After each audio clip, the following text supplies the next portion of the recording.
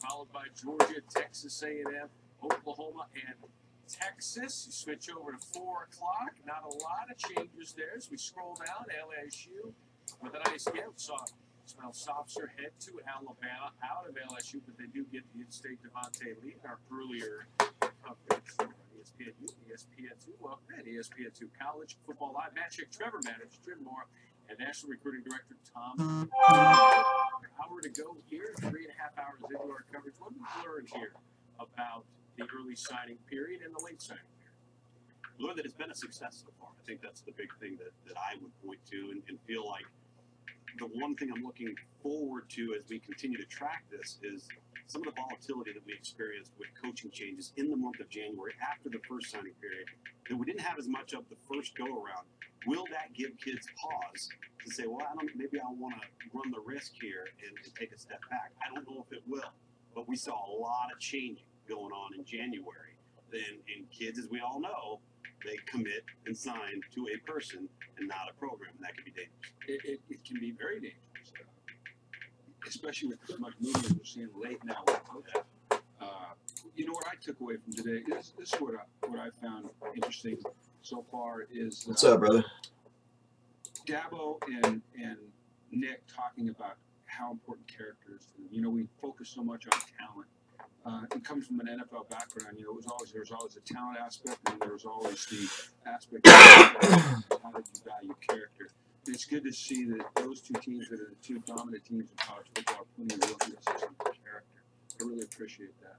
And what stood out is how many top recruits left the state of California. Oh, man. For goodness, there's so much opportunity to play early at some of the marquee schools on the West Coast, especially a place like USC, especially if you're a big guy. And the fact that so many are leaving, I think, leaves the Pac-12 in a position of being a bit of developmental because they're losing the quality of top talent.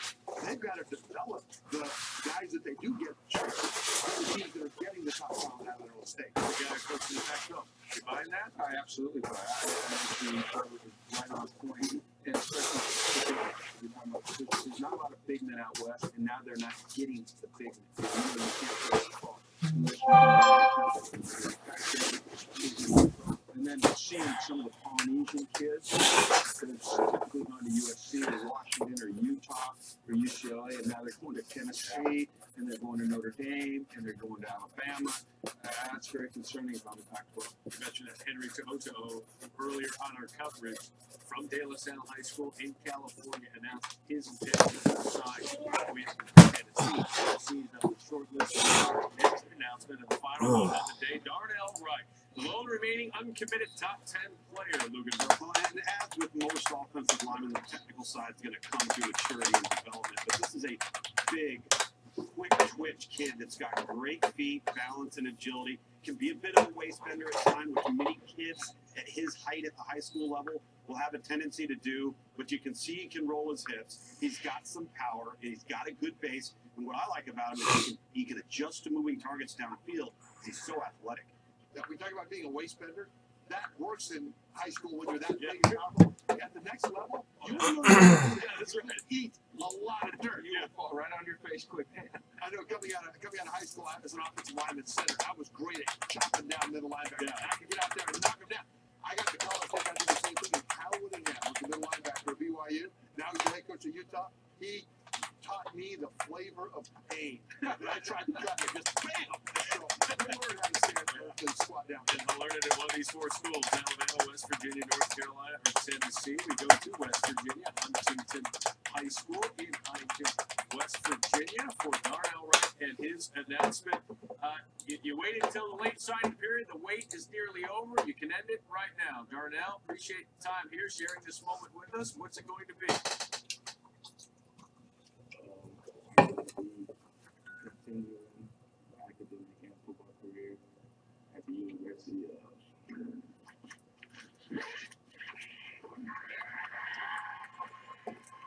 Tennessee, huh? What's up, J863?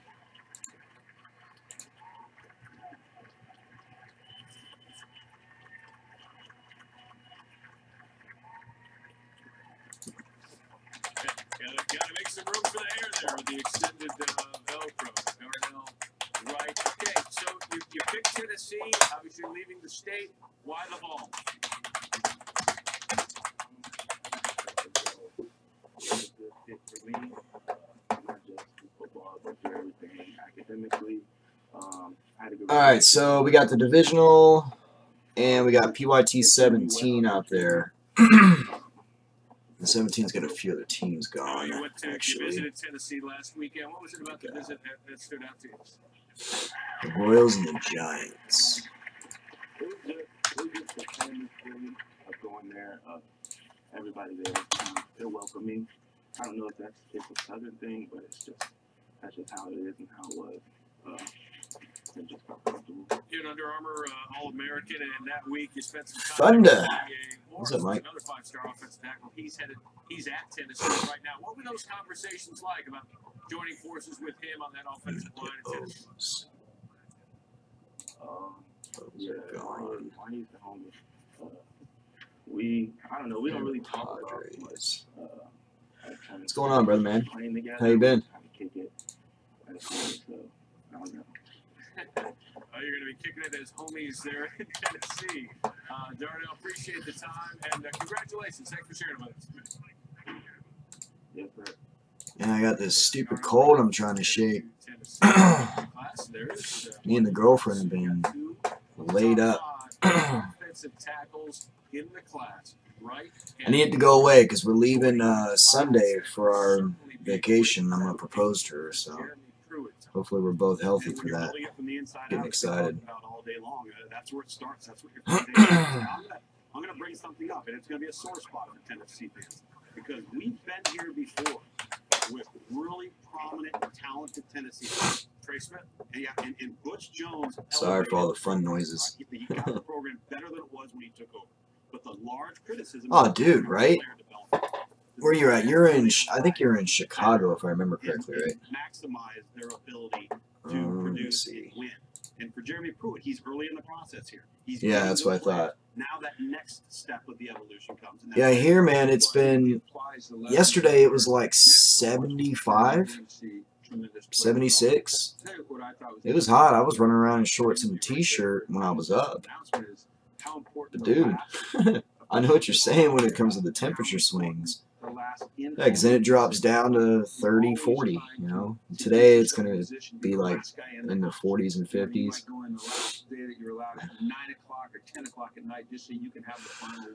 You're always trying to get yourself in position. So I don't know. It's crazy. But yeah, 75. It was like 70, low 70s the day before that. But it's just jumping all over the place.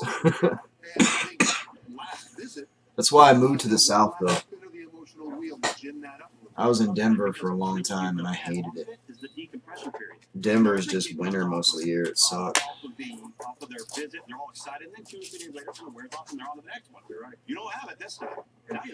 you think, guys? Think we should just focus on this divisional? I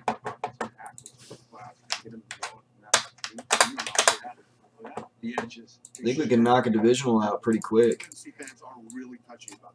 I mean, we can focus on the PYT too, but that divisional should go quick. We got 4 left in that. Right on, brother. Thank you, sir. I'll knock it down to 3 left. I like the divisionals. Those are fun. Got a regime change. I think you have to give Coach Pruitt. But I think we're seeing a sign. They've had 5 top 10 recruits now signed with Tennessee in the ESPN 300 era, and how about 2 of them right here in this class? Again, what kind of statement is Jeremy Pruitt making here with this class? That Tennessee and the approach, their resources to get the job done, they are a strong enough program, they are perceived to be a strong enough program to go into other people's backyards and get players, because you can't make an 85-man scholarship roster out of your organization. You are forced to go and compete with your contenders in their backyard. They get Henry Toto out of De La Salle out west in California. They get Darnell Wright Grab one. out of West Virginia, and putting together a top 15 class. Up next here on College Football Live, well, his biggest recruit wasn't out of high school, but from Alabama will ask Oklahoma head coach Lincoln Riley about Jalen Hurts and this 2019 class. There's some concerns maybe in some other schools. Look, Ryan Day, first recruiting class, not ranked as highly as we typically see, but the same for USC. What's the future hold? All right, cool. So we're going to be down to 3 left on the divisional. Get that knocked out. And guys, I'm going to be getting all the shipping's going to be going out Saturday night after our Saturday breaks. We're going to be breaking tomorrow and Saturday. Again, I'm going to be out for a week. Heading up to khakis. Heading up to the mountains with a girlfriend for a weekend to enjoy some peace and quiet. And sorry. Some peace and quiet and compose. We're not going by scouts, arrivals, or any of those people. We actually evaluate players just like we would draft. So we know that we're getting the kind of player that we want for the specific positions that fit the criteria for what we want.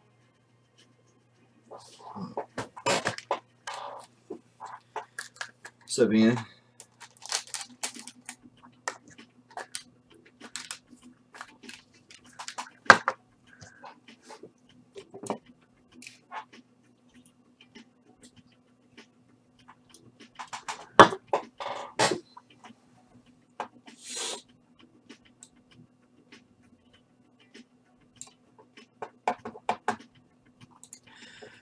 Right now, Mike, I used to do everything, bro.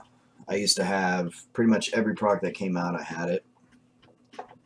My only problem with that is that people are becoming way more specific when it comes to collecting, and products are only carrying value on specific products these days. So people only want to collect your traditional power products, your Bowmans, your Prisms. What's up, Big Sexy? You know, those kind of things, contenders, stuff like that. So I'm trying to just focus on nothing but high ROI value products for you guys. And right now in baseball, Bowman's it. I mean, the next baseball that I'll probably run, I might try to do some Heritage. I'm probably going to either do Heritage as divisional, probably divisional on Heritage. All cards ship. And then after that, it'll be regular Bowman. And then for football, I may mess around a little bit with NT. Depends on the price. If they try to jam the prices out, then I don't know if I will. Because football just has such a hard... Football has one of the lowest resales of any of the sports. So I struggle with that. I'm going to try and delve into some baseball or basketball once some good basketball stuff starts to pop up. But, yeah.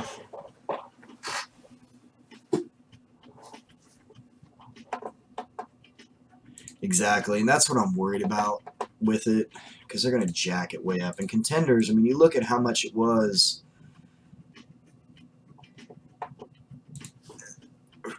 for contenders and what was coming out of it. Yeah, there were some cool cards here and there, but the value overall just wasn't there.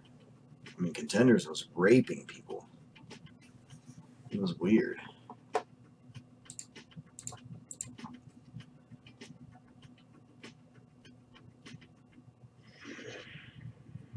College Football Live is brought to you by Heineken.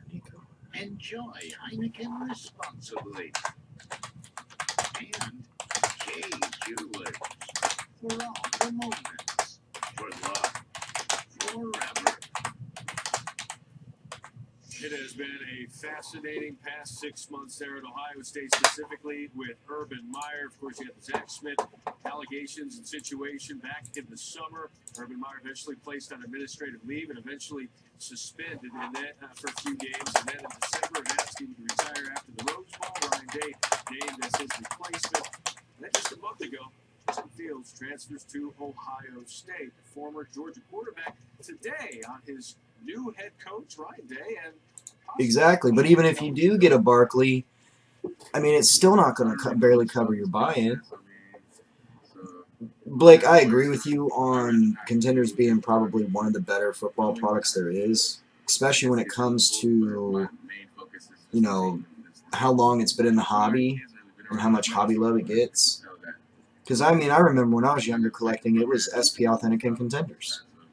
So it's been the, you know, now SP Authentic's gone because Upper Deck's out, but Contenders is still there. So Contenders is the only one that's been around, but again, it just, when it comes to football in general, for the guys that are looking to buy in and sell off some stuff, try to keep some stuff for their PC and use the stuff they sell to pay for their PC stuff, there's not a lot of value in it, you know what I mean? Baseball has that ability. Plus, when it comes to baseball, again, you have all the prospecting. You have all these different segments of baseball where you can, you know, supplement your collecting for your PC by selling off the other stuff that you get to pay for your PC. Plus, you can just sit on cards for years, and you can have cards pop up 4 years later that are all of a sudden just monster cards, you know? Oh, dude, yeah. Upper Deck I miss like crazy in baseball and football. Me and J-Chop talk about that a lot. Under Jim Tressel, Ohio State had an average class rank outside the top 10. Starting in 2011, when Urban Meyer took over, Ohio State's average class ranking was inside the top 5, with a top 7 class in every one of his seasons in Columbus. Meyer also signed a total of 93 prospects from the ESPN 300. Yeah, like, I mean, SP Authentic, SPX, just regular Upper Deck. I also miss tops in football, too, with, like, Bowman. I loved Bowman football. Even though, you know, Bowman football didn't have them in their unis, it was still a great product. I loved it. You remember how much Bowman football used to break back in the day, Big Sexy? We used to break a bunch of that. Any other team signed during that span. Yes, even more than the teams who actually played in the state of Florida. But the lasting imprint of Urban Meyer's recruiting efforts can be found in the 2013 class, a class that included 6. All right, guys, we got 3 left in the divisional, and you can see the teams left in PYT 17. So let's get them going. And again, is there cause for alarm? Well, they're 16th in the ESPN class rank. I'm just really trying to, I'm struggling to find what else in baseball is carrying the same kind of clout that Bowman does. And I don't see really anything else that does. I love Panini Baseball, but Panini Baseball has no secondary market value in it. What's up, 3 Cats? So, I mean, you know, Topps Series 1, which is Topps flagship, it's okay, but there's not a ton of value in it. You know what I mean? Heritage is cool because it's got a lot of those variations and stuff in it, and those can carry some value. But it's still, there's the best card in Heritage is worth a fraction of what the best card in Bowman's worth. You know what I mean? That's how you calculate it. You're looking at the ROI for each product. So.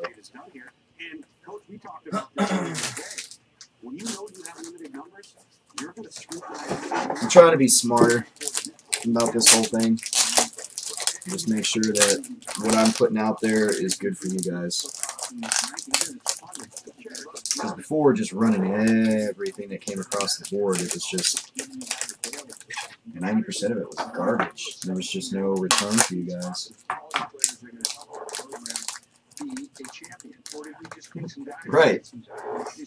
Yeah, I mean, you got to hit a Trout, or you got to hit like a Ruth or something to be good. And outside of that, you're kind of struggling to show value. But anyways, Bowman, you just have the option to hit monster cards. I mean, what else can you? What other product out there can you just consistently pull $1,000 cards out of? Pretty much almost every break. Because literally, Bowman Draft, almost every break we pull $1,000 card out of it. This guy probably isn't one of our guys. And football, that never happens. I mean, we pulled many $1,000 cards out of football, but who they Not at the rate that we do in host, who baseball. they have as a host in particular recruit. And I would have a download with my guys on Sunday. Okay, tell me about it. How was Friday night? How was he Saturday when you spent time with him? What was he like when he was away from his parents? Was he the same guy that was when he was at the fraternity party at 11 o'clock at night? And oftentimes, like you just said, Trevor, they come back and they say, hey, Oh yeah. get this guy. But I'm glad they're not watering it down too much. I know they add a little extra color here and there, and like the sparkles.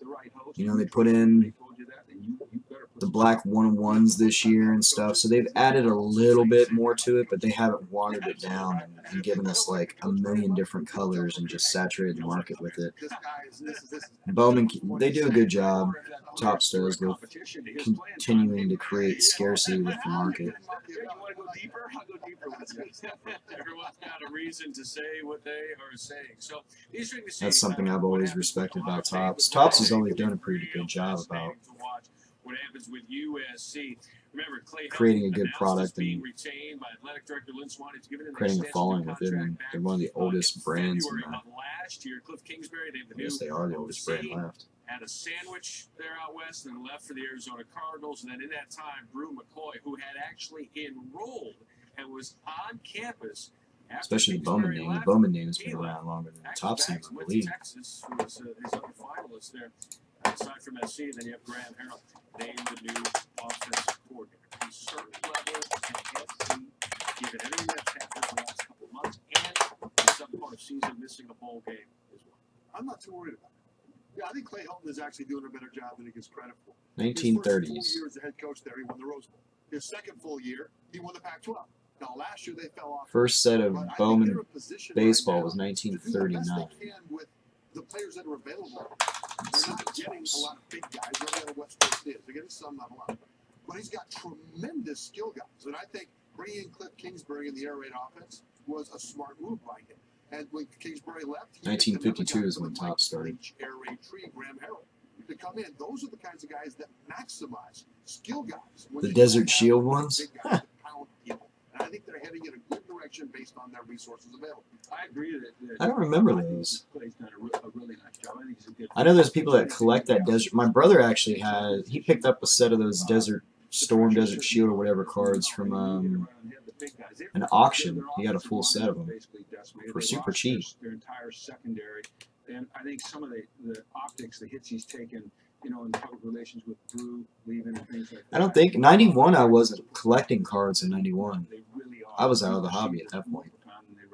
I came back to the hobby. The West Coast has an issue. Right? I mean, you just can't ignore it. I left the hobby for a while. They've got an issue now with a lot. I think it was I came back in the 99, 2000 range for a few years, and I got hammered pretty hard on cards. I think I went on a $5,000 binge one weekend at a local shop and got hammered. And I stepped away for a long time while I licked my wounds and paid off my credit card. And then I came back a couple years before I started breaking. So probably right around 2010. We've got 12 teams all having to put their fishing pole in the same state. And certainly there's going to be tremendous skill out west. And you don't have the body that Scott's talking about in terms of the boat people to be a dominant team in the trenches. And what have we seen the common denominator be of the teams that are winning in the semifinal of the college football? No, I bought some of the night. I remember that set. Yeah, I see it. Dominant football teams with depth up front on both sides of the ball. On one of my off-season tours, Tom Herman of Texas. I would buy like blaster boxes all the time, like your Target or your Walmart and stuff. You buy Target, you buy them. Yeah, right. But here's the problem: you got to fight the fight you're in. Sure. And the fight that the Pac-12 is in. Not 91. One that they're going to win nationally by 99, 2000. Problem solved right now. Yeah. What they've got to do is win their own conference right now, and then they've got to be able to have enough. That's why I took that $5,000 hit. You want to become Alabama and Georgia, fine, but first be Oklahoma. We're not going to overpower them in the trenches necessarily, but boy, we 1991. a bunch of receivers that you can't catch. That's the fight they're in today. I agree. 91, I was chasing girls and partying. I was young. Perception has changed. That's back when I was being silly. I think perception and optics is the term you use, Coach. it's different now than it ever was before on the West Coast. And talking to other coaches at other places in the Pac-12, and to hear them say, hey, listen, we beat UCLA on 3 kids this year, or we beat SC on a kid. That doesn't happen. And that's the concern you talk about. That's a problem. No, that's a problem. Yeah, not a great year to buy If you're a football. big-time football player, you want to go a big-time program. USC is or was or will be, again, a big-time program, but you also want to play in a great environment. All right? When you walk into the Coliseum, and it's half empty. It's half empty. You walk into the Rose Bowl, and there's 35,000 people in a 92,000-seat stadium. If you're a big, and then you go down to Georgia, they have 93,000 for their spring game. And Alabama consistently has over 80,000 people for their spring game. Okay, and you can't even get 40,000. You know what's crazy? I'm looking at the 99 draft. You already got guys in the Hall of Fame from the 99 draft. The first thing you have to win is your conference. And I think what they've got to do, I think that Helton was really smart to go full air raid on offense and maximize his greatest strength because of the quarterbacks and receivers, good running back. While he hopefully builds up more. No, this year is actually a phenomenal draft for football, but again, it's just The issues are offensive line. if football has a glass ceiling. Investors just aren't willing to spend the money on football until there's a guarantee that it's a guy like Brady. You know what I mean? Brady is your guy in football, pretty much. You mentioned for SC, if you want to be Alabama, You know he's got 6 rings now? Well, Oklahoma is something good to. It's crazy. They've made back-to-back college football playoff appearances. But I mean, if you don't have a Brady, you're Lincoln Riley will SOL. join us following 3 straight top 10 classes. And then people put so much money into the rookie running backs. And man, running backs will break your wallet quicker than shit. Because running backs have no. I mean, it's very rare that you're going to have a running back that's going to have staying power in the hobby.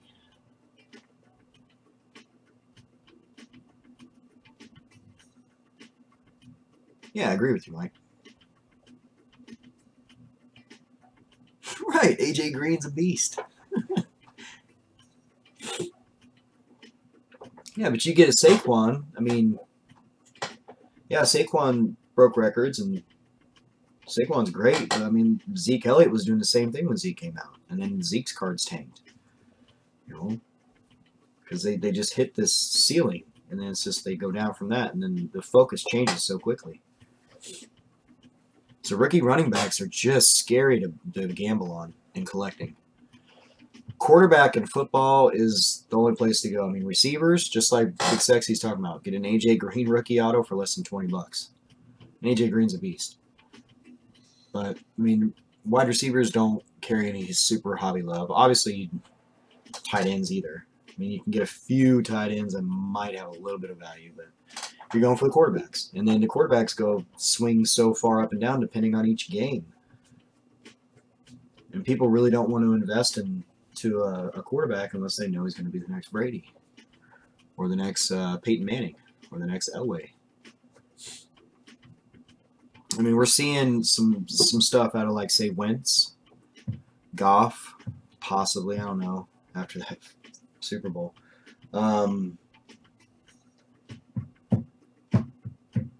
I think Rosen has staying power in the hobby. We'll see. He's on a horrible Bills team. Or Allen, I mean. Rosen's with the Cardinals. I like Allen, but we'll see. Well, yeah, Pat Mahomes went freaking nuts with his stuff. Mahomes is. I was calling Mahomes in that draft. We were in here breaking football that year, and I kept telling everybody, hold on to Mahomes, hold on to Mahomes. The kid's going to be a beast. Even guys that were Kansas City fans were like, nah, he's not that good. He's got all these mechanic problems, and he's. I was like, stop listening to the talking heads. I'm telling you, Mahomes is a good quarterback. And he blew up. What's up, Dumpy Gill? What's up, G Pred? A short drive through the town, and you're likely to be greeted by old people. I think Zeke's better too. I mean, Zeke. I mean, Saquon's good. I'm not saying anything bad about Saquon. Saquon's a great player. I think Zeke's a better player. Lincoln Riley from Zeke makes Dak Prescott look good. Because Dak Prescott isn't that good. Talents who have come to Oklahoma, including their latest signing class, which you could say includes quarterback Jalen Hurts, who transfers from Alabama in mid-January. 4th in the ESPN class of 2019 rankings. Got 11 players from the God, ESPN. Oklahoma's going to have Jalen Hurts. That's going to be interesting. Top 5 class, 3 straight top 10s. Back-to-back college football playoff appearances. Back-to-back Heisman. I don't know, man. I mean, Zeke's a great receiver too, but Zeke, I think is better than Saquon will ever be, is blocking. What do you like about him in this class as a whole?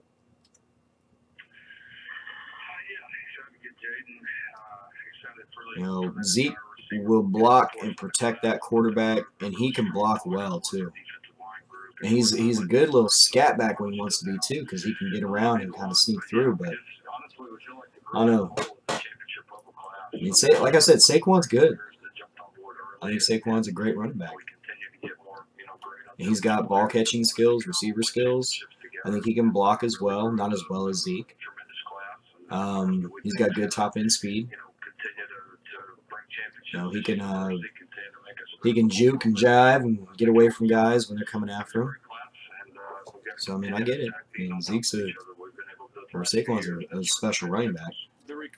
I might be biased because I'm a Buckeye fan, but I watched Zeke for years. Zeke's just fantastic. And again, Zeke made Dak look good. Zeke got Dak Prescott Rookie of the Year, which I don't think that Dak deserved it. I think Zeke deserved it.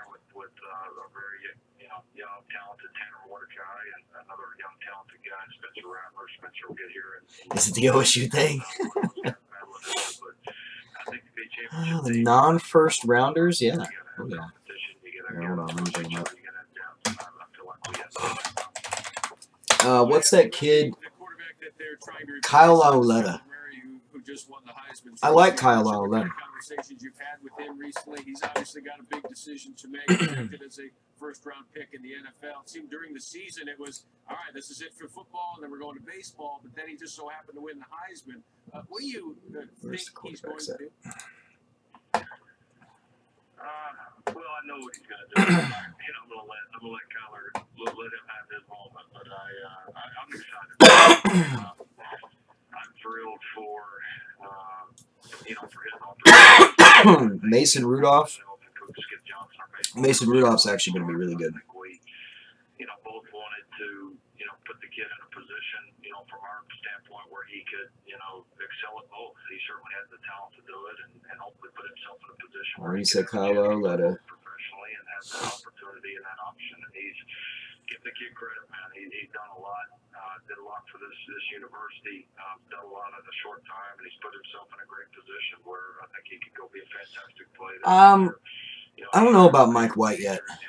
Mike White over at who's from the Hilltoppers, Western Kentucky Hilltoppers, went to the Cowboys. I don't know about him yet. They picked him up in the 5th round, but they might have got a steal with him. We'll see. I don't know about Luke Falk either. I don't think Luke Falk is anything. Or Tanner Lee. As far as our access to players, especially in the offseason, has really, come much closer together than it's ever been. Danny Etling. I was intrigued by New England picking up Danny Etling versus Kyle Lauletta. I thought for sure the Patriots would pick up Lauletta. I was confused by that one. Rogan Woodside. So, creativity's up, and I think that's what these players coming out of high school and college are used to, and they're able to get results even quicker. All right, guys, let's jump in. We got 3 left in a divisional, full caser. And then you see the teams on board for PYT 17. I think prices are going to go back up again. They're not going to stop until they get this stuff well into the 2000s.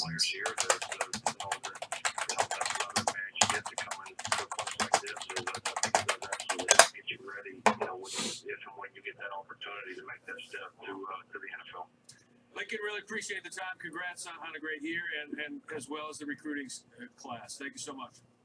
Yeah, thank you guys for having me. Lincoln Riley, head coach of the Oklahoma Sooners. And again, where there's an Oklahoma, there's a Texas in the Big 12. You look at those class ranks, ESPN 300 prospects, 4 and 5 stars. It's a back-to-back years now, both teams ranked in the top 10 in the recruiting class rankings. When these guys became head coaches, Tom Herman and Lincoln Rouse, fascinating to watch these guys compete on the field in recruiting. Does Big 12 still, though, run through Norman, Oklahoma? Jump in, grab a divisional, grab a team. Whatever you guys want to do, let's get it going. What's up, Swaggy Ray? They've probably done a better job of overcoming below average defensive play than maybe any other team in college football. And I think that Lincoln Riley and the staff, they realized that just a couple other pieces, just so we can get to the point where maybe we give up 2 fewer explosive plays a game. Maybe we get 1 more defensive stop. Nico and Larnach. How do you do that? You go out and you continue to improve on defense. Some of their best players out here on defense were true freshmen. Ronnie Perkins is going to be a really good player. Their safety, whole last name. Girlfriends. Playing a lot of football. They're getting better young players on defense. You do that with that offense, now you've really got a chance to do something. It's hard to Foster. in that conference. Oh, my goodness. Oh, yeah, defensive coordinator in that conference, you're pulling your hair out every week. Yeah, and you know, it's funny you said it because one of the better teams on defense and the other coaches across the conference say it is Iowa State. When you sit there and you say, well, why? When you watch Iowa State on defense, they do 2 things. They tackle in space. And I got some Mike White stuff that I'm sitting on, in that conference, but I'm more interested in sitting on Lauletta. Yeah. But tackling will never go out of vogue. I'm definitely on So the narrative Mason coming Rudolph. up from the bowl game for Texas was they're back, and that was orchestrated by Sam Elliott, who said that. I think Rudolph's got a little Aaron Rodgers kind of thing in him where they're going to set him behind Roethlisberger, let him learn. And then once Roethlisberger decides to step down, he's going to step up and surprise some people. He's got a lot of upside. He's a good quarterback, smart kid.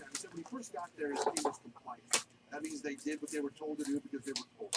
He said this last year they were more well, they did what they were supposed to do because it was the right thing to do. Well, now they've got evidence in the bank that being committed to his culture and his system will bring them wins like that win over Oklahoma in the regular season. And Oh, okay, just the utilization of Georgia in the bowl game. I think Texas right now is running on that momentum. And you look at the states where they're getting them from, only 31% of this class is from within the state. Arizona, California, Florida, Louisiana. casting a wide net, and I think if they felt there was Come on, ladies, let's go. blend between the pass player and the right Pull your player, purses out. you're battling Texas A&M. You are a brand like Texas. You run at some other people's backyard. Put your big boy pants on. You know, I think it's interesting that in the recruiting battle, I noted that when you guys interviewed Jimbo Fisher, Texas A&M coach, earlier today, he made a point to say Texas has the best high school players and the best high school coaches. Oh, absolutely. I think that's got to be some sort of a reference to the fact that Texas went out of state a lot this year. What's up, G-Ho? I think G-Ho. Texas can go out of state and they can get players because number one, the school, and then number 2, Austin. I can tell you for a fact, the California kids are not resistant. Big sexy over there. Kids from Arizona and Nevada are not resistant to Austin. There he's Josh Dobbs. But I still think this is eventually they have to attack Texas with the first. They have to beat Texas A&M in Texas for the top kids. Or they can't rely on going out of state as they continue to win. And I think What story? You talking about what you posted on my Facebook? I don't think I have yet. I saw you posting something up there. He just doesn't know it yet. He doesn't know it, but he could be a great defensive end. On offense, might want to go on the defensive side. To Texas. We are headed here to Oh, yeah. No, I didn't read the story on that. Panini getting sued. You know it was coming, though. I mean, Topps avoided it by doing the where Topps started, like, fulfilling redemption super quick and then sending a bunch of extra stuff out to people for a while to make up for slow redemption turnaround. Panini's been awful, dude. I mean, I still have redemptions out there from 2014 that haven't been redeemed yet. And, like, if you call them to get something else, they get nasty with you. It's like, look, man, you know, as a consumer, I bought into a product of yours hoping to get stuff. Instead, I get a little piece of paper saying that you're going to send me something, and 5 years later, you still haven't sent that to me. So, I mean, you know, Don't get nasty with me. Just waiting on what you promised to provide in a product that I paid money for. You know, now, 5 years later, sometimes, you know, at the time that guy might have been good, but 5 years later, that guy's nothing. It's just garbage anyway. So. I don't ever take it that far, man. I just moveon.org.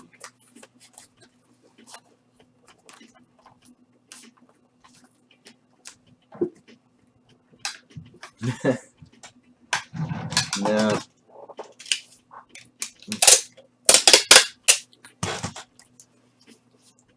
A lot of times it's just not worth the time and energy.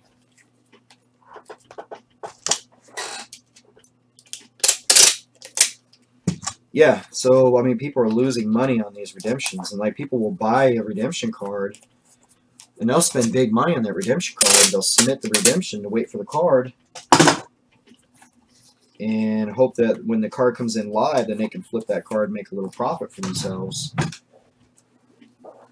You know, but then 5 years later, that $500 card's worth $15, and they're just out $500. Or $485.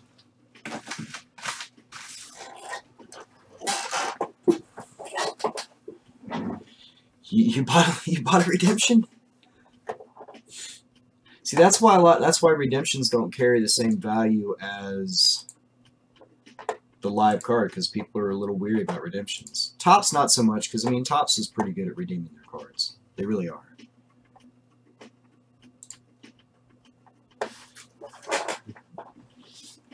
For a while there, Topps got a little bad, but now they're pretty quick. I mean,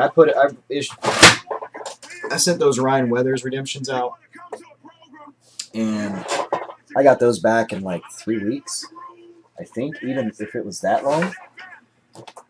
So I mean, they've stepped up their game a little bit.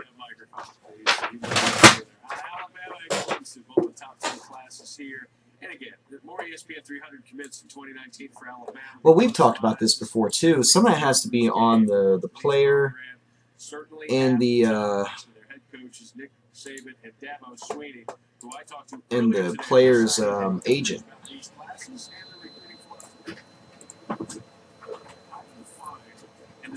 Not only the talented kids, but the kids that are willing to put in the work, knowing it's not going to be handed to them. Yeah, a lot of times it's the player didn't have time to sign it yet, so they issue a redemption, or it didn't get returned back, and they were promised by the player to be back by a certain time. And sometimes it's a communication issue between the actual player and the agent too, because the agent's the one that's supposed to organize it with the player and get them a time to be around. Because nowadays, especially after the whole Dak Prescott thing, you have to have somebody there physically watching to sign him most of the time now. Like if there's a player in this area, I'm actually authorized to go and watch them sign and verify their signature on the cards. So basically, they go to a hotel room, and you got to go meet and sit in the hotel room with the player while they sit there and just sign a big stack of cards, and you just kind of hang out and bullshit until they're done signing them. And then they put them in the package and mail it off. Kid peed on him. Well, who was the one guy? It was a big player. It was news not a few years back. He took all of his cards he was supposed to sign and he threw them in the ocean. He like got his package from I forget. I think it was Panini, and he took them all, chucked them in the ocean. He was on vacation and said, "I don't want to sign this shit on vacation." Yeah, it was a few years back. It was a big player too, and everybody was kind of pissed. They ended up getting him to sign, but they had to remake all the cards. He chucked his whole package in. December and January. Welcome back in, Jim Mora, Tom Lugaville, Tom Van Heeren. How have these exactly big sexy? But that's the thing with it. So again, it falls back on agent, player, communication. I think what the car companies need to start doing is just pull a guy. I mean, if you, It's way less than other programs. they're not putting out the checklist until like the week of a product release anyways anymore. So it's not like people are expecting certain guys to be in products. Because we don't know, because we don't get a freaking checklist till sometimes, I mean, like the day before release. So if a guy hasn't signed, pull him off the checklist.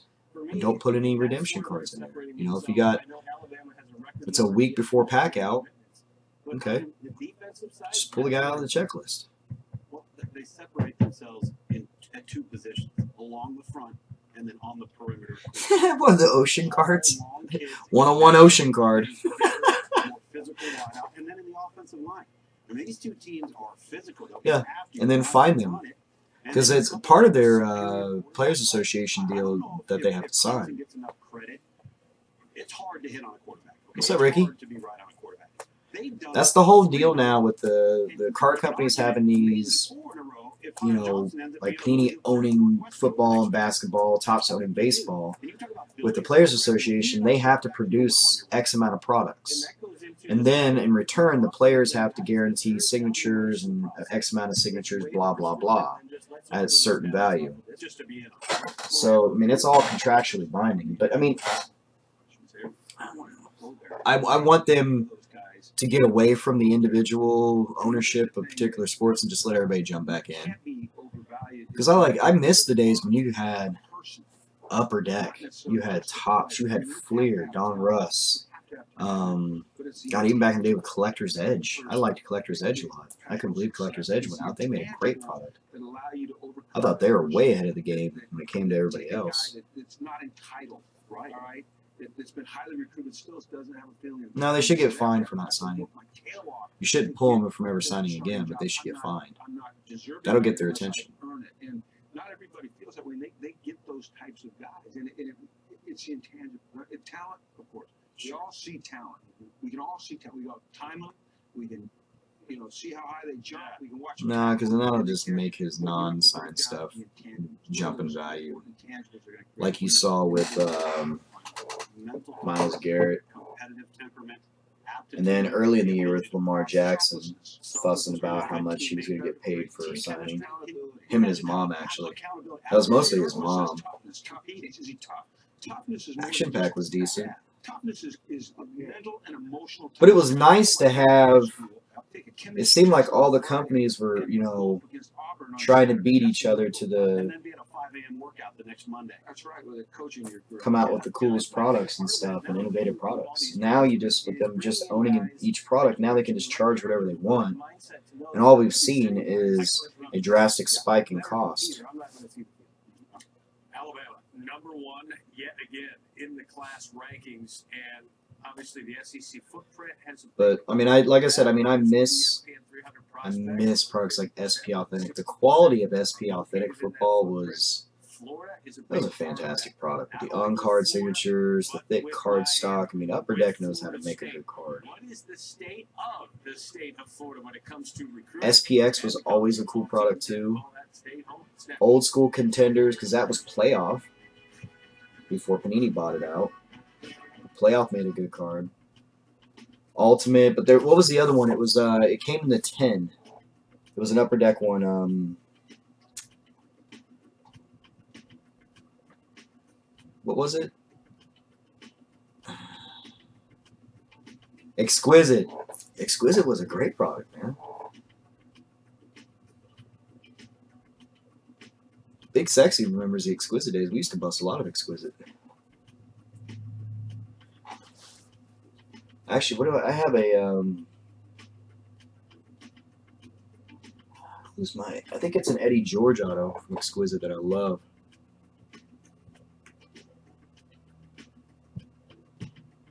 The Exquisite was the original Flawless. The 10 change colors every year, kind of like the way they do with NT now, change the box color.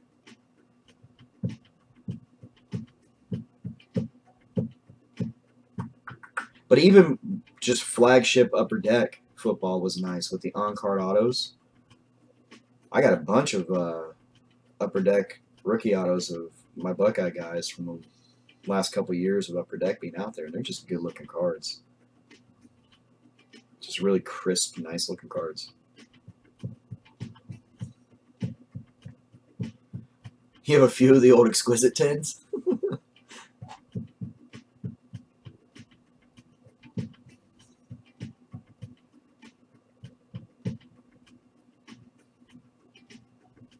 Is that where the AJ Hall came from? Was you?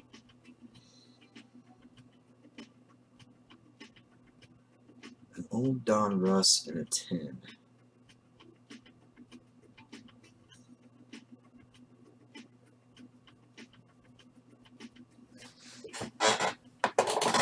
Well, thank you again, man.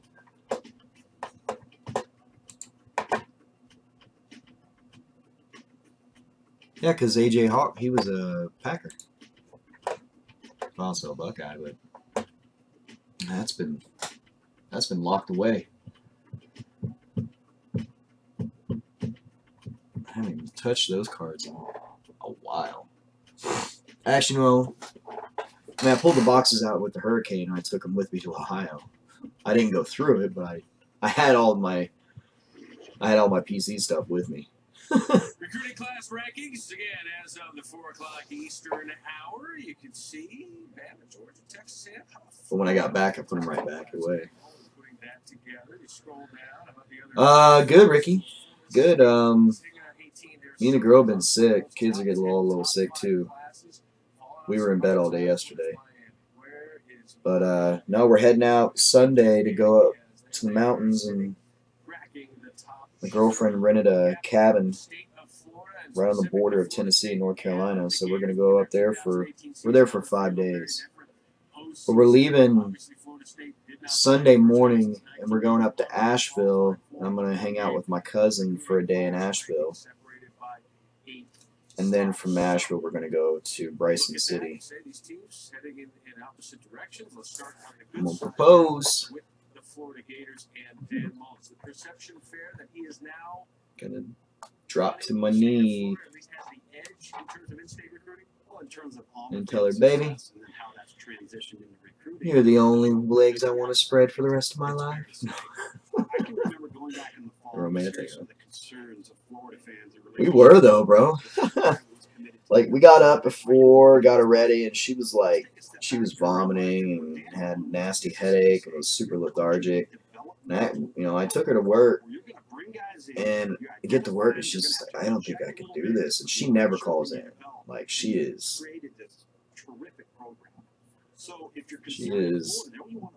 a hard-working chick, and she's like, I'm gonna text the charge nurse. She texted the charge nurse and just said, I can't, I'm vomiting and all this stuff. And charge nurse made her go in. She worked for about an hour and a half, and then I picked her back up and brought her home. And literally, we just got in bed. I think we slept until like 1 o'clock in the afternoon. And finally, we got up and started moving around a little bit. And I gave her something to eat. She puked again. So then put her back to bed, and then the kids started coming in from school, and I was cooking dinner for the kids and stuff. And she struggled. Big sexy, I told you that. I know, Gino. I told myself I would never get married again, but I don't know. You find that chick and you just say, that's the one. This class, last year's class, the Andre Francois transfers. What's the state of Florida State? Right now, they've got a recruiting class that looks good on paper, but I don't think it'll help their team win in 2019 because they've got a lot of tremendous defensive playmakers without a whole lot of help for the offense. And really, from the standpoint of quarterback. Yeah, I told you that, Big Sexy. For the offensive line and what they'll need in order to elevate, I don't know if they have that coming in right now.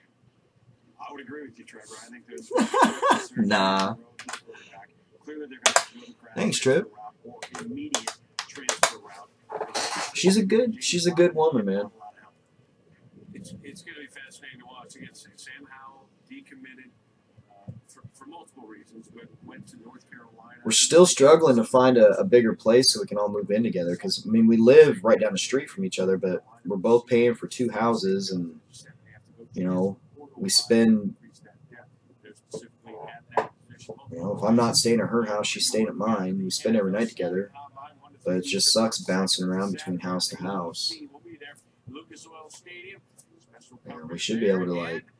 Deion Sanders was in that, he would still dominate. Our latest ESPN 30 for 30 film titled Deion's Double Play, available now on the ESPN app. Starting free trial. Sorry, my head's still a little cloudy. Visit ESPNplus.com. Ah, thanks, Big Sexy. Yeah.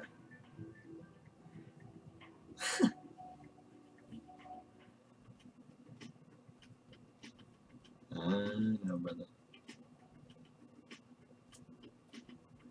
This one's a little different. Like, when I got married the first time, I was young.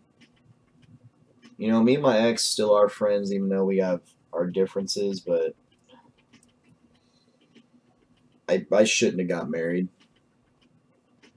And trust me, after getting divorced, and then when I was with Felicia, who was crazy, absolutely bonkers crazy, I swore off like heavy dating for a while, but that's when I was just being a little slut, running around just being a bachelor and doing my thing. Until I met this chick.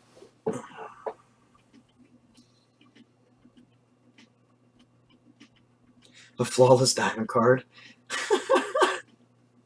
I got a good deal on the ring. I still haven't. It was supposed to be here Monday. It's sitting at the post office right now. I keep checking the tracking. It like needs to come by Saturday because we're leaving on Sunday. I'm getting nervous. You know, they say you're supposed to get him a ring that's, you know,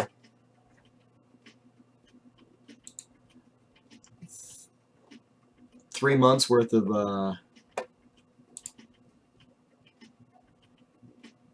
yeah, it says acceptance at post office on the 4th. It was in North Carolina on the 1st. Anyways, it's supposed to be 3 months of your salary, but it's like, I don't want to buy you a candy ring.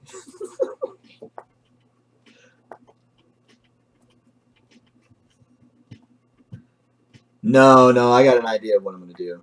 I hope she's not watching.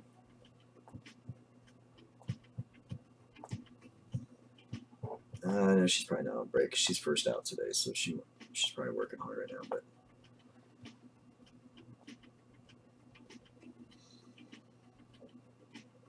thank you, Mike.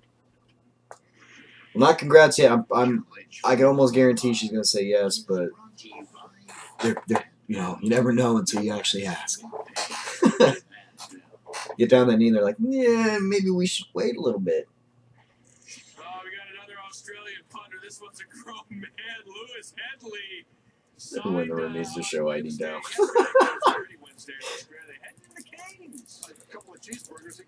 I like the go to a China buffet. No, we'll be out at the cabin, and I'm actually gonna get one of those little, like, the candy rings, you know, the fruit pop things or whatever. I'm gonna take the ring out of the box. I'm gonna put that in there, and then because we're gonna be there for Valentine's Day. I'm not doing it on Valentine's Day. I'm probably gonna do it the day before or 2 days before Valentine's, so either Tuesday or Wednesday. But we're gonna go out and do something, and I was just gonna randomly just kind of grab her and drop to my knee, and then I got a little speech thing I had set up. And just kind of say that, and I was gonna pull out the box with the little candy ring in it. When I'll have the real ring on I'll have it on like my pinky or something like that. And then if she says yes, she gets the ring. If she says no, she gets the candy ring. That's a good fallback. No? Alright, well, I mean, keep that candy ring. Eat that. Just playing. And this one's going back to the store. Yes? Okay, well, here's the real one.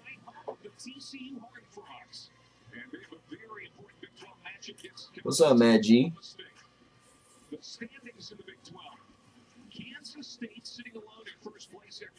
Alright, so guys, seriously, jump in. Grab a spot in either the Divisional or grab a team in PYT 17. What's up, Hooker Face? Nightwalker. Hi again, everybody. Welcome to Fort Worth alongside my partner Tim Walshak. Glad to have you along on this Wednesday night.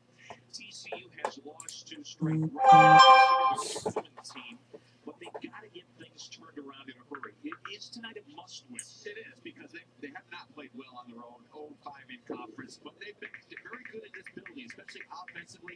Desmond Bain, who was a little bit under the weather against Baylor, they need him to get going again, because when he scores, he makes everybody else's job much easier, including that terrific point guard, Alex Robinson. Like you said, TCU so much better at home, and the schedule bodes well for TCU. 6 of the final 10, Not that I know of. are at home, but the schedule's daunting. Well, it's daunting for everybody in this conference. You know you're going to get everyone. Today's date is date here. I'm only here to ask you to join me in marriage. Good luck. Hopefully you can live with the fact that I'm a Bengals fan. You're a dick.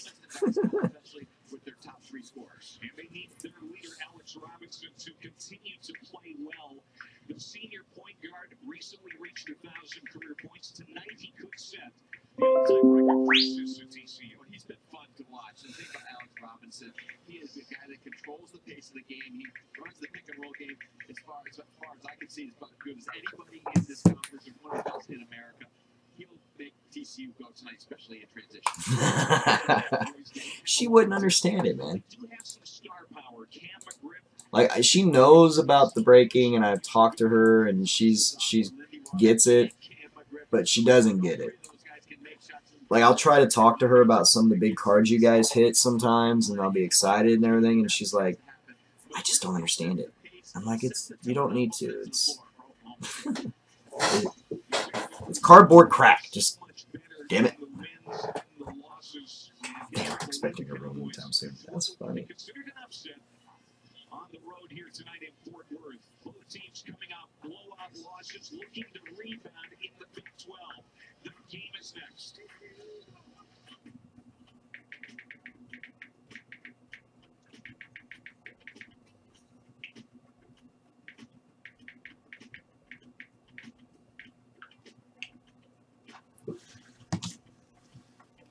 All right, grab teams, grab a spot in the divisional. Let's go. I'll be right back.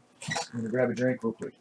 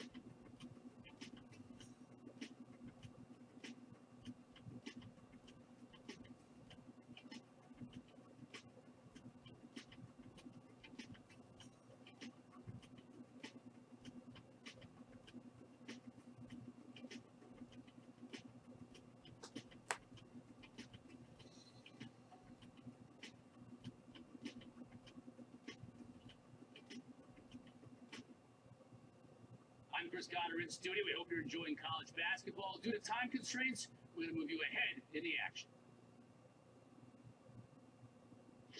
That was an historic three-pointer for TCU just ahead of the break there. Alex Robinson tying the career assist record at the school, and Desmond Bain knocking down the 3. He goes over 1,000 career points. More importantly for Jamie Dixon, his team has played with a little spark, but Desmond Bain has been outstanding this season. And Alex Robinson tying his coach's record.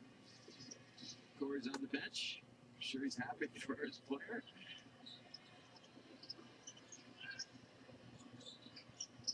Robinson reached the 1,000 career point plateau just the other day against Baylor. Lindy Waters now with 5 here in the first half for Oklahoma State.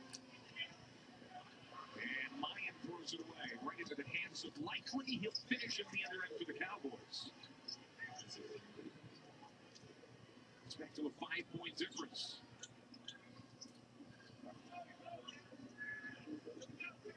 True freshman point guard Isaac Likely from nearby Arlington, Texas. He's been in a bit of a scoring slump the last 5 games. He's got 4 here in the first half.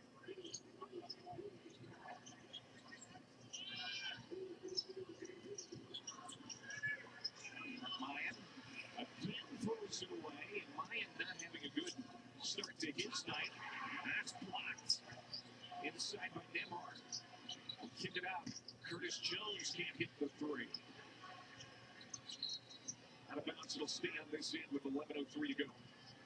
And that's not Mayan's game, trying to handle the ball. He's a good catch and shoot guy, but he starts to show what he can't do. That's what's going to happen. He's going to end up next to the coaches. When you were coaching, did you have a quick trigger like that? As you see Corey Santee on the bench, his record is about to be passed up.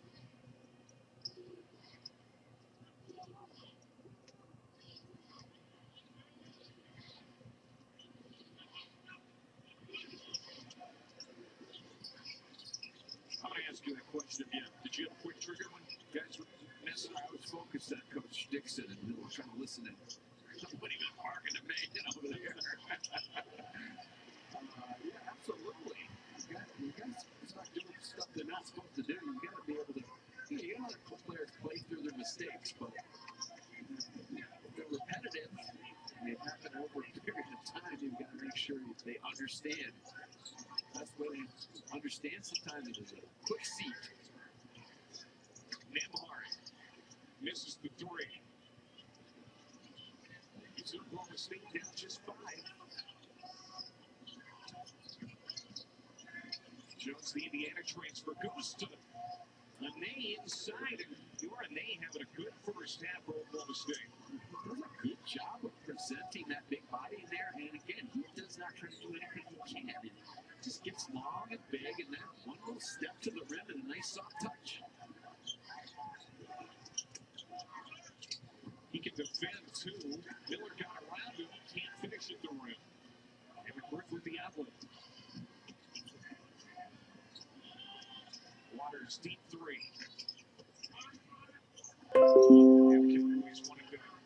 He's doing a good job of pushing the pace in transition, not forcing things, creating an opportunity in the lane, and finding the open shooter.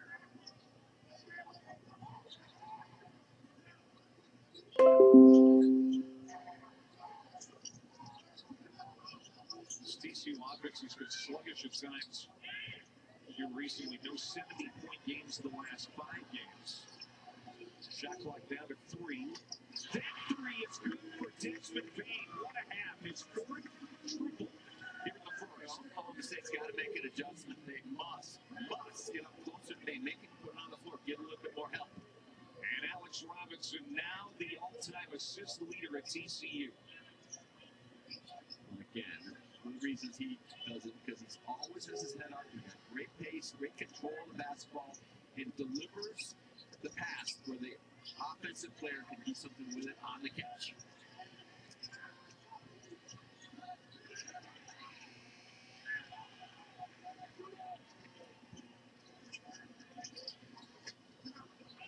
Payne can't capitalize on that great defense by TCU. Now Waters hit. And it's going to be a charge of Waters. Nice job by the big fella. Kevin Samuel, 6'11", usually it's going to be a shot blocker in there. But taking his body in the charge. There's Alex Robinson, the senior from Fort Worth. The Texas A&M transfer. Just broke Corey Santee's all-time assist record at TCU. Santee played here between 2002 and 2006. Now the staff as a grad assistant. He does an excellent job too with the players and sure no one's happier than Corey Santee. Knew this day was coming. Alex Robinson is a joy to watch, and that's a joy to watch. Why not? Just lock and load from the top. Kendrick Davis from the point out. Only a 43% three-point shooter for his career, and Brazagua misses that three. And we're going to step aside with 7:54 to go in the half. It's a big lead for TCU. And there's an all-time assist king that is new here at TCU. It's Alex Robinson.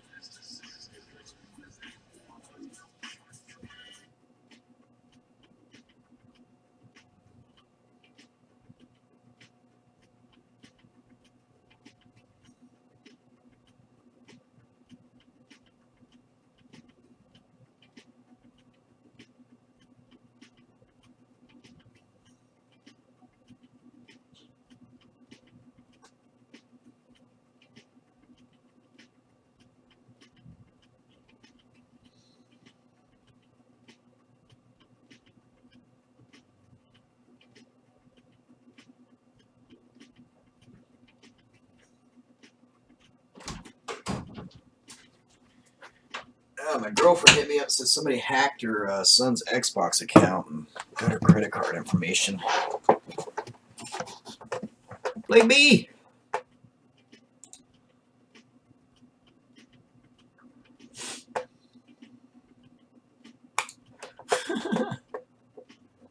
Lots.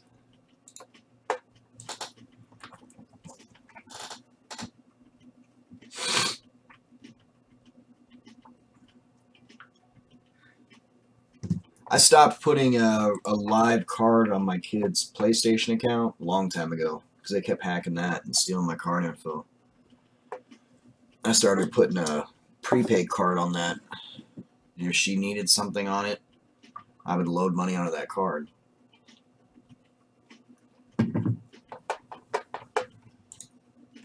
It's crazy how much they hack those accounts.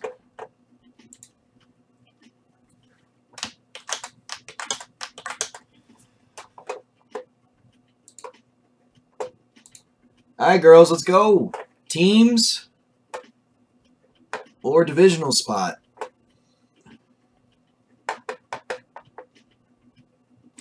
Yeah, I guess you could do that too.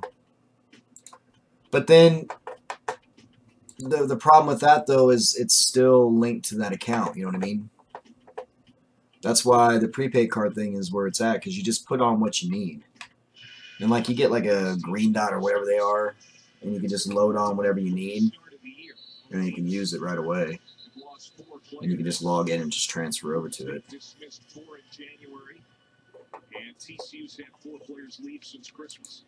Nah, the green dot or prepaid thing is way better, I think.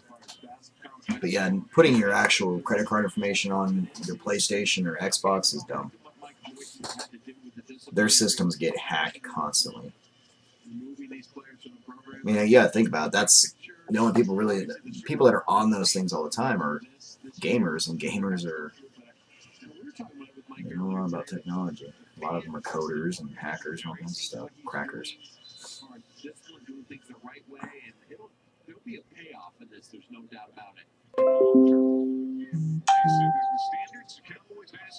Huh. I don't know. I mean, the only good thing about having the PayPal credit cards is PayPal, if you flag something as getting hacked, whatever, they usually put the money back in your account within like 24 hours. So my girl with her bank card, her bank's in Havelock, so we're going to have to drive like a half hour to Havelock.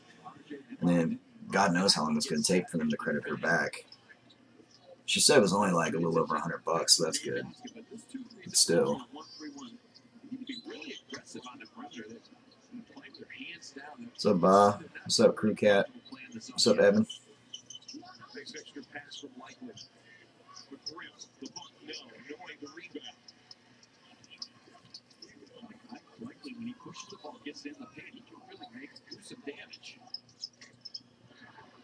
I need to shave.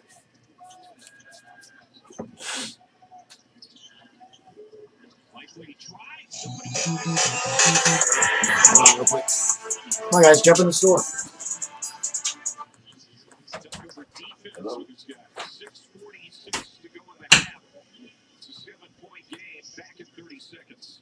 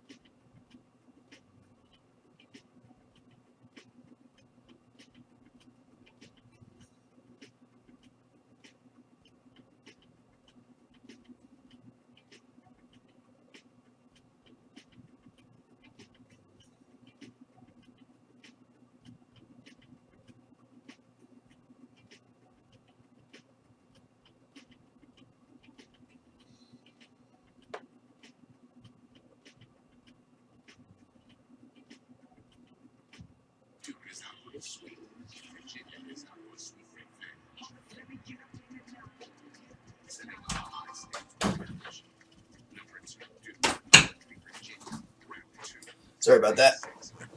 Later, Jiho. As Virginia avenge that loss, their only loss of the year. Well, Duke is starting to fly high now. Defensive special night last night defensively for Duke in the second half against Boston College. But waiting anxiously.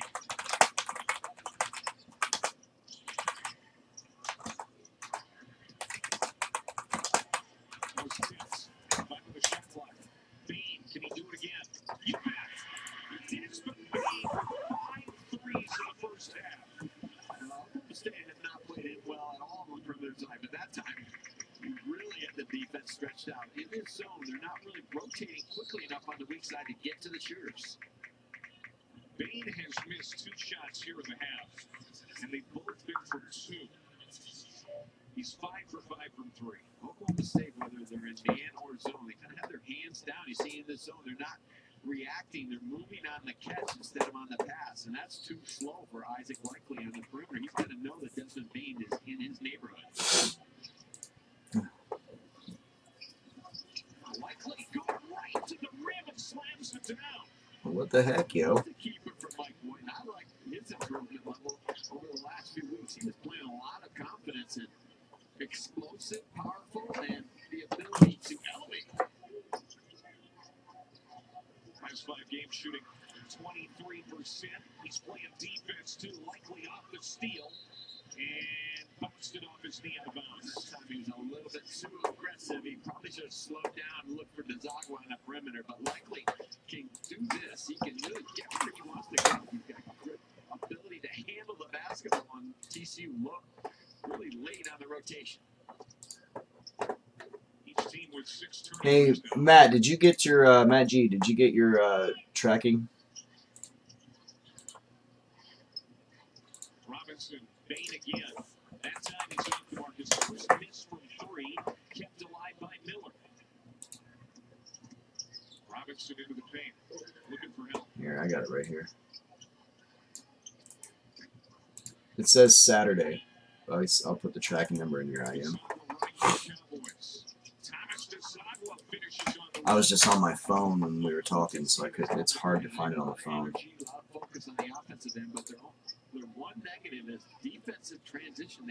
There, it's in your IM.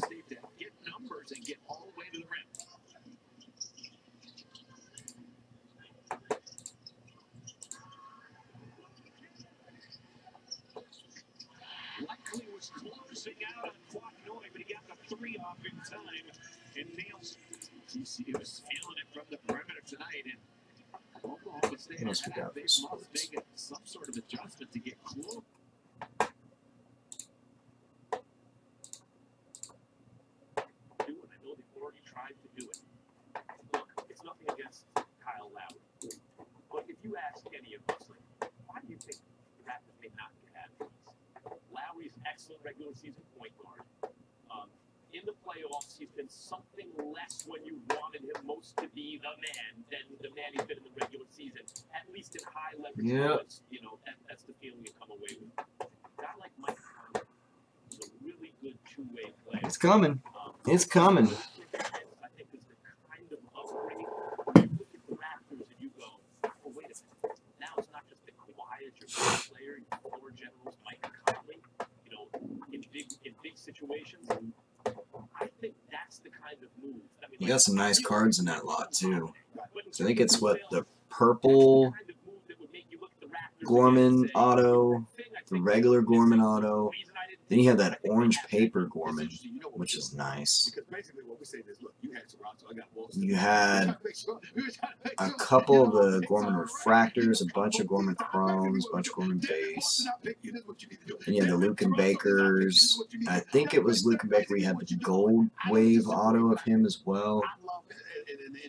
I don't know. It was a decent lot of stuff. Since then, the Cardinals have kind of haven't done as well. I think that first like 10 cases, the Cardinals killed it. Cardinals and the Phillies. And they both kind of tapered off. Because we were pulling Gormans and bombs left and right at the beginning. That is why Kyle Lowry struggles, because he's miniature in size. Right. He has to shoot. I know Jeremy picked up the Cardinals going forward after you. And he's got a couple good things. I don't think he's gotten a big Gorman color yet. I think he's gotten a Gorman base.